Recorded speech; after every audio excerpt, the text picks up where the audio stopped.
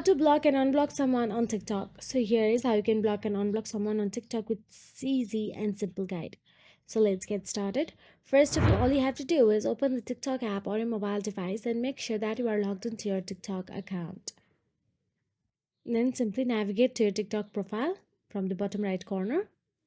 Then tap on the following option available there, or you can simply go to the profile of the person you want to block. I'm going to the following for easier access. You can simply search for them, or you can simply go through the FYP as well. Then tap on the share icon at the top right corner.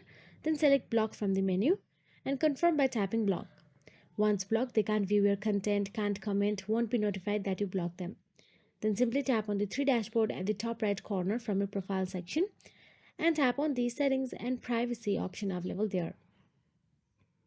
Then scroll down and tap on the privacy option available in there. Inside privacy, you will get to see a lot of options. Scroll down and tap on the blocked accounts. Here you can see list of accounts you have blocked. Find the person you want to unblock and tap unblock next to their name.